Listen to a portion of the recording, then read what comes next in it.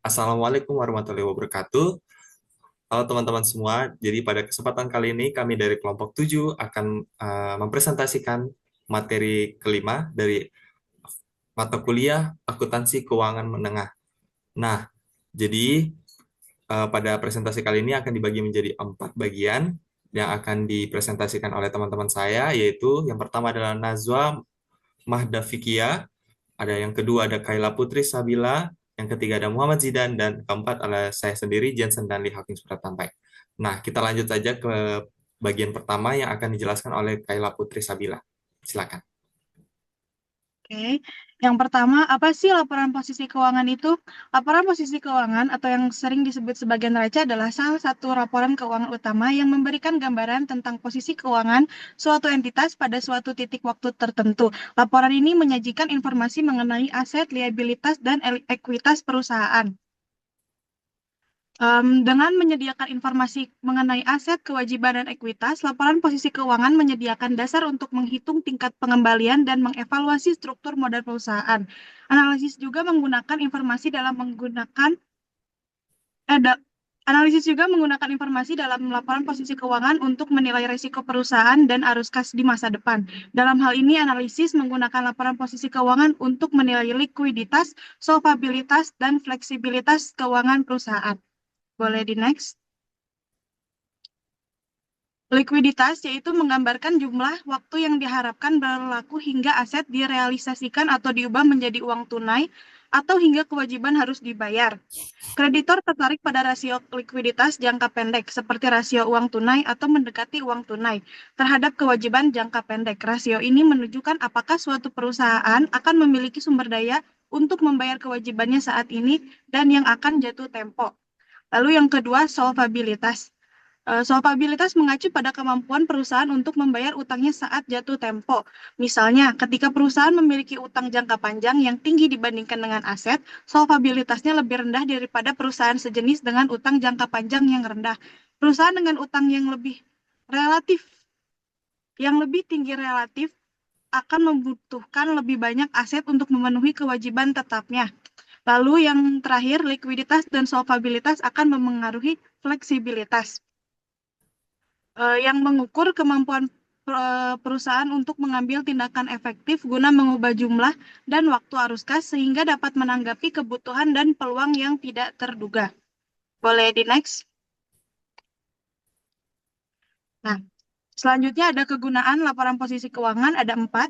Yang pertama itu menilai kondisi keuangan perusahaan, yaitu laporan posisi keuangan memberikan gambaran tentang aset, liabilitas, dan ekuitas perusahaan pada suatu titik tertentu. Informasi ini memungkinkan para pemangku kepentingan untuk memahami posisi keuangan perusahaan secara keseluruhan. Yang kedua, dasar pengambilan keputusan. Manajemen Manajemen perusahaan menggunakan laporan posisi keuangan untuk membuat keputusan strategis terkait dengan investasi, pendanaan, dan operasional perusahaan. Lalu yang ketiga ada evaluasi kinerja keuangan. Laporan posisi keuangan dapat digunakan untuk membandingkan kinerja keuangan perusahaan dari waktu ke waktu atau dengan perusahaan lain dalam industri yang lama. Lalu yang terakhir ada transparansi dan akuntabilitas. Laporan posisi keuangan merupakan salah satu laporan keuangan utama yang wajib disusun oleh perusahaan publik. Laporan ini memberikan transparansi tentang kondisi keuangan perusahaan kepada para pemangku kepentingan. Boleh di next. Lalu ada keterbatasan laporan posisi keuangan. Di sini ada 3 keterbatasan. Yang pertama itu sebagian besar aset dan kewajiban dilaporkan berdasarkan biaya historis, yaitu akibatnya informasi yang diberikan dalam laporan posisi keuangan sering dikritik karena tidak melaporkan nilai wajar yang lebih relevan. Yang kedua, perusahaan menggunakan penilaian dan estimasi untuk menentukan banyak item yang dilaporkan dalam laporan keuangan. Misalnya dalam laporan posisi keuangan, perusahaan Lenovo memperkirakan jumlah piutang yang akan ditagihnya, masa manfaat gudangnya, dan jumlah komputer yang akan dikembalikan dalam masa garansi. Yang ketiga itu laporan posisi keuangan tentu saja menghilangkan banyak item yang memiliki nilai finansial, tetapi tidak dapat dicatat secara objektif oleh perusahaan. Boleh di next. Lalu di elemen posisi keuangan ini terbagi menjadi 3 bagian. Yang pertama itu ada aset. Aset adalah sumber daya ekonomi yang dikendalikan oleh perusahaan sebagai akibat dari peristiwa masa lalu dan di mana manfaat ekonomi di masa depan diharapkan akan diperoleh oleh perusahaan. Aset juga dapat diklasifikasikan menjadi 4 bagian. Yang pertama itu aset lancar. Aset lancar itu adalah aset yang dapat diharapkan akan dikonversi menjadi kas atau digunakan dalam waktu 1 tahun atau siklus operasi normal perusahaan, yang mana lebih lama. Contohnya adalah kas, piutang usaha, dan persediaan. Lalu yang kedua, aset tidak lancar. Aset tidak lancar adalah aset yang memiliki umur manfaat lebih dari 1 tahun. Contohnya adalah aset tetap, seperti tanah, bangunan, dan peralatan. Lalu yang ketiga ada investasi jangka panjang. Investasi jangka panjang yang sering disebut sebagai investasi biasanya terdiri dari 1 dari 4 jenis. Yang pertama itu ada investasi pada surat berharga, seperti obligasi, saham biasa, atau surat utang jangka panjang. Yang kedua, investasi dalam aset berwujud yang saat ini tidak digunakan dalam operasi, seperti tanah yang dimiliki untuk spekulasi. Yang ketiga, investasi yang disisihkan dalam dana waktu khusus, seperti dana pelunasan, dana pensiun, atau pelunasan pabrik. Yang keempat, investasi pada anak perusahaan atau perusahaan asosiasi yang tidak dikonsolidasi. Lalu yang terakhir, ada aset tidak berwujud, yaitu yang tidak memiliki substansi fisik dan bukan instrumen keuangan. Contohnya seperti hak paten, hak cipta, nama dagang, dan merek dagang. Boleh di next. Yang kedua ada liabilitas. Liabilitas adalah kewajiban perusahaan yang saat ini timbul dari peristiwa masa lalu yang penyelesaiannya diharapkan mengakibatkan arus keluar sumber daya ekonomi perusahaan. Liabilitas juga dapat diklasifikasikan menjadi 2, yaitu liabilitas jangka pendek dan liabilitas jangka panjang. Liabilitas jangka pendek yaitu kewajiban yang diharapkan akan diselesaikan dalam waktu 1 tahun atau siklus operasi normal perusahaan. Contohnya adalah utang usaha, utang bank jangka pendek, dan utang pajak. Yang kedua itu liabilitas jangka panjang, yang kewajiban memiliki jatuh tempo lebih dari 1 tahun. Contohnya adalah utang obligasi dan utang bank jangka panjang. Boleh di next. Yang terakhir ini ada ekuitas. Ekuitas adalah kepentingan residual dalam aset perusahaan setelah dikurangi semua liabilitas. Ini adalah bagian dari aset perusahaan yang dimiliki oleh pemilik perusahaan. Ekuitas juga terbagi menjadi 3 bagian. Yang pertama modal saham, yaitu nilai nominal atau nilai yang ditetapkan dari saham yang diterbitkan. Yang kedua laba ditahan, laba yang diperoleh oleh perusahaan dan tidak dapat dibagikan sebagai dividen. Yang ketiga itu premi saham, yaitu kelebihan jumlah yang dibayarkan di atas nilai nominal atau yang ditetapkan. Selanjutnya akan dijelaskan oleh Nazwa. Selanjutnya ada penyusunan laporan posisi keuangan. Secara umum, perusahaan menggunakan formulir akun atau formulir laporan untuk menyajikan informasi laporan posisi keuangan. Formulir akun mencantumkan aset per bagian di sisi kiri dan ekuitas dan kewajiban per bagian di sisi kanan. Kerugian utamanya adalah perlunya ruang yang cukup lebar untuk menyajikan item secara berdampingan. Seringkali formulir akun memerlukan 2 halaman yang saling berhadapan. Kemudian ini merupakan contoh laporan posisi keuangan dari produk ilmiah pada 31 Desember 2022. Selanjutnya ada laporan arus kas. Tujuan utama dari laporan arus kas adalah untuk memberikan informasi yang relevan tentang arus kas, penerimaan dan pembayaran kas suatu perusahaan selama suatu periode. Untuk mencapai tujuan ini, laporan arus kas melaporkan hal-hal berikut. Yang pertama, dampak kas dari operasi selama suatu periode. Yang kedua, investasi transaksi. Yang ketiga, transaksi pembiayaan. Dan yang terakhir, kenaikan atau penurunan bersih kas selama periode tersebut. Isi laporan arus kas itu terdiri dari aktivitas operasi, aktivitas investasi, dan aktivitas pendanaan. Kemudian ini merupakan gambaran laporan arus kas. Yang pertama itu aktivitas operasi atau operating activities.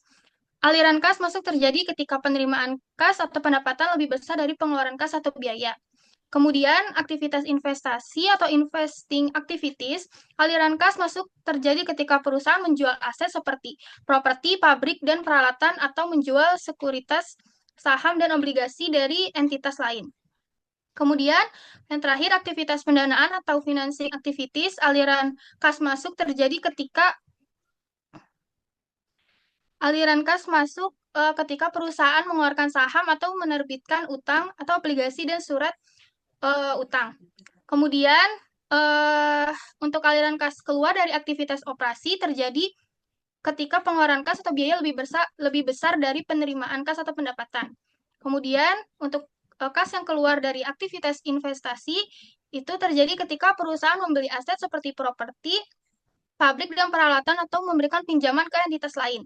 Dan aliran kas keluar dari aktivitas pendanaan atau financing activities terjadi ketika perusahaan membayar dividen, menebus utang dan membeli kembali saham.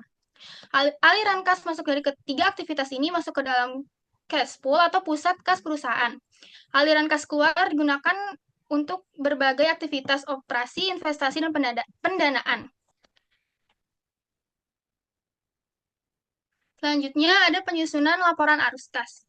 Yang pertama itu mempersiapkan laporan arus kas dari sumber-sumber ini melibatkan 4 langkah. Yang pertama itu menentukan kas bersih yang disediakan oleh atau digunakan oleh aktivitas operasi. Yang kedua menentukan kas bersih yang disediakan oleh atau digunakan oleh aktivitas investasi dan pendanaan. Yang terakhir, tentukan perubahan, kenaikan, atau penurunan kas selama periode tersebut. Yang keempat, rekonsiliasikan perubahan kas dengan saldo kas awal dan akhir. Aktivitas non-tunai yang penting, tidak semua aktivitas penting tidak semua aktivitas penting perusahaan melibatkan uang tunai. Contoh aktivitas non-tunai yang penting adalah yang pertama, penerbitan saham biasa untuk membeli aset, yang kedua, konversi obligasi menjadi saham biasa, yang ketiga, penerbitan utang untuk membeli aset, yang keempat, pertukaran aset jangka panjang. Aktivitas pembiayaan dan investasi signifikan yang tidak mempengaruhi kas tidak dilaporkan dalam isi laporan. Laporan arus kas, sebaliknya, aktivitas ini dilaporkan dalam catatan terpisah pada laporan keuangan. Pelaporan aktivitas non-tunai tersebut memenuhi prinsip pengungkapan penuh. Oke, Selanjutnya, selanjutnya ini jenis-jenis rasio utama. Yang pertama itu ada rasio likuiditas, yaitu ukuran kemampuan jangka pendek perusahaan untuk membayar kewajiban jatuh tempo. Terus yang kedua ada rasio aktivitas, yaitu ukuran seberapa efektif perusahaan menggunakan asetnya. Yang ketiga ada rasio profitabilitas, yaitu ukuran tingkat keberhasilan atau kegagalan perusahaan atau divisi tertentu dalam kurun waktu tertentu. Terus yang terakhir ada rasio cakupan, yaitu ukuran tingkat perlindungan bagi kreditor dan investor jangka panjang. Boleh di next.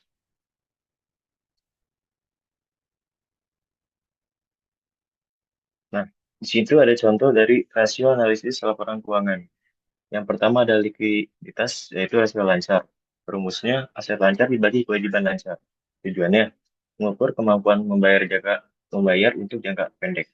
Yang kedua, rasio cepat.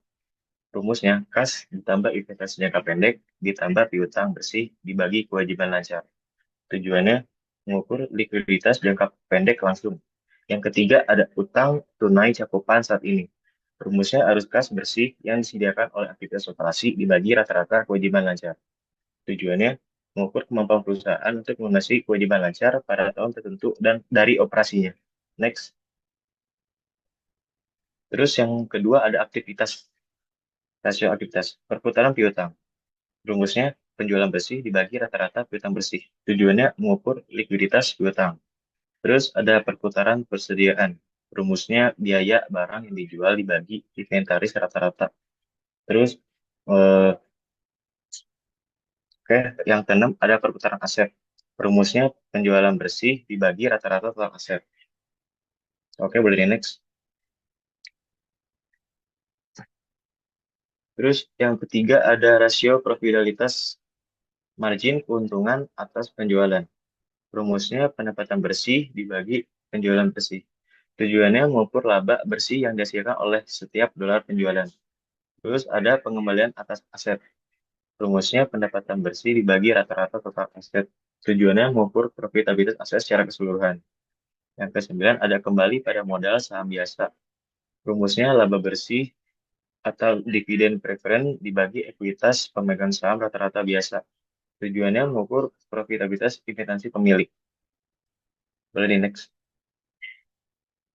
Terus yang ke-10 ada laba per saham. Rumusnya laba bersih dividen preferen dibagi rata-rata ketimbang saham biasa yang beredar. Tujuannya mengukur laba bersih yang diperoleh dari setiap saham biasa. Yang ke-11 ada rasio harga pendapatan. Terus rumusnya itu harga pasar saham dibagi laba per saham. Tujuannya mengukur rasio harga pasar per saham terhadap laba per saham. Terus yang ke-12 ada rasio pembayaran. Rumusnya dividen tunai dibagi pendapatan bersih. Tujuannya mengukur persentase pendapatan distribusikan dalam bentuk dividen tunai. Boleh di next. Terus ada rasio cakupan. Nah, ini utang kepada rasio aset.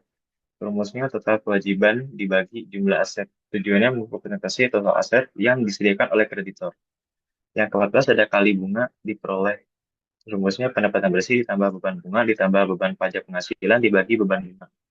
Tujuannya mengukur kemampuan untuk memenuhi pembayaran bunga saat jatuh tempo. Yang ke-15 ada cakupan utang tunai.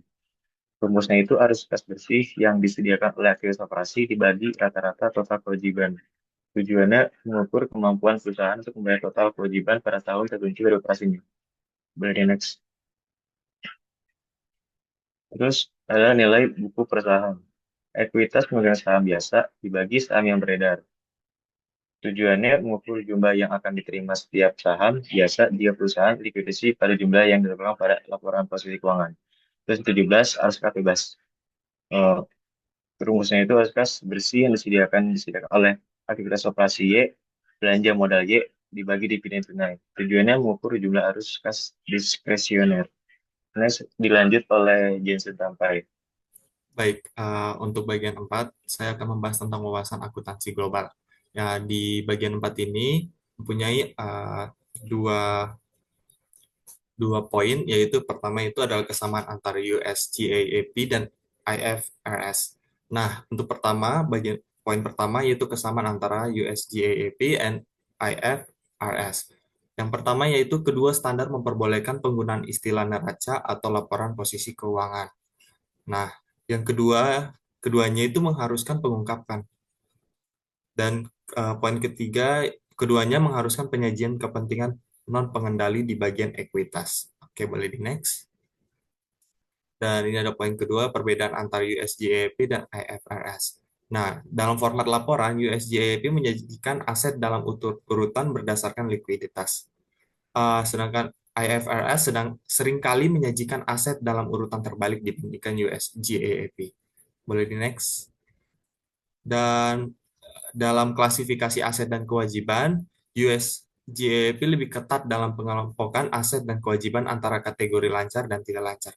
Sedangkan IFRS tidak selalu mengharuskan laporan posisi keuangan yang diklasifikasikan kecuali dalam kondisi tertentu. Boleh next. Nah, dalam terminologi, saham biasa dalam USGAAP disebut sebagai modal saham biasa. Dalam IFRS, itu modal saham biasa kalau dalam IFRS. Sedangkan kalau USGAAP disebut sebagai saham biasa saja. Boleh di next. Nah, ketiga itu adalah urutan penyajian laporan posisi. Dalam USGAAP, laporan keuangan umumnya disusun dengan urutan yang pertama ada aset lancar, kedua ada aset tidak lancar, dan ketiga itu kewajiban lancar, keempat kewajiban tidak lancar, dan yang terakhir ekuitas pemegang saham. Nah, di ini ada contoh, yaitu mengidentifikasikan 3 perbedaan dalam pelaporan posisi keuangan antara IFRS dan USGAAP seperti yang ditunjukkan dalam neraca Nordstrom. Boleh next. Nah, pada poin yang pertama, yaitu urutan penyajian aset. Dalam USGAAP, aset disajikan berdasarkan likuiditas dengan kas dan setara kas dicantumkan terlebih dahulu. Sedangkan dalam IFRS, aset biasanya disusun dalam urutan terbalik, berdasarkan likuiditas, sehingga aset tidak lancar seperti properti, pabrik, dan peralatan seringkali dicantumkan lebih dahulu sebelum aset lancar. Boleh next. Yang kedua, yaitu penyajian komponen ekuitas. Dalam USGAAP, menyajikan ekuitas pemegang saham dengan rincian seperti saham biasa, laba ditahan, dan komponen ekuitas lainnya. Sedangkan IFRS lebih fleksibel dalam penyajian ekuitas dan seringkali menyertakan kategori cadangan ekuitas yang tidak umum dalam laporan USGAAP. Boleh next. Dan yang terakhir yaitu penyajian kewajiban lancar dan tidak lancar. Nah, dalam USGAAP membedakan bagian lancar dari utang jangka panjang secara eksplisit dalam bagian kewajiban lancar seperti yang terlihat dalam laporan Nordstrom. Sedangkan IFRS tidak selalu mensyaratkan pemisahan kewajiban lancar dan tidak lancar dengan cara yang sama seperti USGAP, kecuali jika ada kebutuhan spesifik untuk klasifikasi tersebut. Nah, oke. Mungkin itu saja dari kelompok kami. Apabila adalah salah kata, kami mohon maaf. Sekian dari kami. Wassalamualaikum warahmatullahi wabarakatuh.